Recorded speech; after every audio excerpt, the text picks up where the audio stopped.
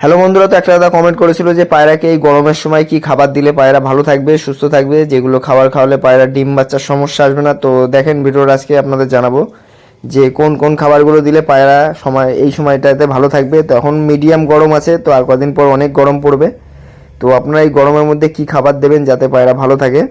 তো যেসব খাবার থেকে পুষ্টি আসবে পায়রার গায়ে, পায়রার ডিম বাচ্চার কোনো সমস্যা আসবে না। তো খাবারগুলো আমি বলে দিচ্ছি, তো আপনারা যদি চান আপনারা পায়রাকে খাওয়াতে পারেন। তো আপনারা 5 কেজি গম নেবেন, তার মধ্যে আপনারা 2 কিলো মাইলো দেবেন, আর হাটকা দেবেন 500 গ্রাম।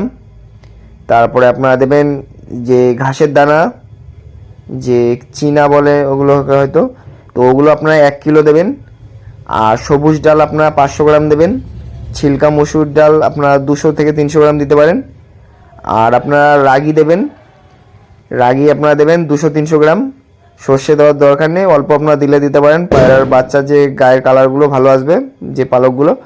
আর ছোলা ওর মধ্যে 500 গ্রাম মিশিয়ে দিতে পারেন। এবার আপনারা ধান খাওয়াবেন কিনা জানি না, কিন্তু ধান খাওয়ালে পায়রা ভালো হয়, কিন্তু ওই ধানটা অনেক সমস্যা করে পায়রার, যে ঠোঁটের উপর যে টাটা আছে ওর মধ্যে আটকে যায়। তো আপনারা ধান খাওয়ালেও খেতে পারেন, না খাওয়ালে খাওয়াতে পারেন। আর এর মধ্যে অল্প আপনি কুসুম দানা মিশিয়ে দিতে পারেন। তো কুসুম দানা কিন্তু মানে নষ্ট থাকে বেশিরভাগ সময়, দেখেছি আমি যতবারই কিনেছি। তো কুসুম দানা আপনার খাওয়ালেও খাওয়াতে পারেন, 200-300 গ্রাম দিতে পারেন। আর সবুজ ডাল তো বললাম 500 গ্রাম আপনি দিতে পারেন, সবুজ ডাল। তো এই সব জিনিস আপনারা মিশিয়ে নেবেন। আর বাজরা একদমই কম দেবেন এই সময়, বাজরা একদম মানে 500 গ্রাম এরকম দেবেন, কারণ এখন বাজরা দিলেই কিন্তু পায়রা ঝিমাবে। ঝিমাবে বলতে গেলে বাজরা দিলে সেরকম সমস্যা আসবে না, কিন্তু বাজরা বডি গরম করবেন। তো 5 কেজি গমের মধ্যে আপনি 500-600 এরকম বাজরা দিয়ে দিতে পারেন। তো এই সব জিনিস আপনারা মিক্স করে নেবেন। আর ভুট্টা আপনারা 500 গ্রাম দিয়ে দেবেন, ভুট্টা। তো এই সব খাবার থেকে যে প্রোটিন আসবে পায়রার, তো এদের কোনো ডিম বাচ্চার সমস্যা থাকবে না, পায়রার বডি বেশি গরম হবে না, পায়রা মিডিয়াম রেঞ্জের মধ্যে থাকবে, মানে একদম বিন্দাস থাকবে। আর পায়রাকে আপনারা যদি বডি মানে গরম তো এখন ঠান্ডা রাখতে চান, তাহলে পায়রাকে নুন চিনির জল দেবেন সপ্তাহে 2বার করে। 1 লিটার জলে আপনি 1/2 চামচের কম নুন দেবেন, আর অল্প একদম চিনি দেবেন 1/2 চামচের কম। তো 1 লিটার জলের মধ্যে এই দুটোকে মিশিয়ে নেবেন। আর মাঝে মধ্যে পায়রাকে ওই নুন চিনির জল যেদিন দেবেন সেদিন, তো ধরেন আজকে সপ্তাহের মধ্যে আপনি আজকে নুন চিনির জল দিলেন, 2 দিন গ্যাপ দিয়ে পায়রাকে টক দই আর আপনি বিট লবণ এই দুটোকে মিশাবেন। ধরেন কতটা, 1 লিটার জলের মধ্যে আপনি 1/2 চামচের কম টক টক দই নেবেন, আর 1/2 চামচের মানে 2 চুটকির মতো আপনি বিট লবণ দেবেন।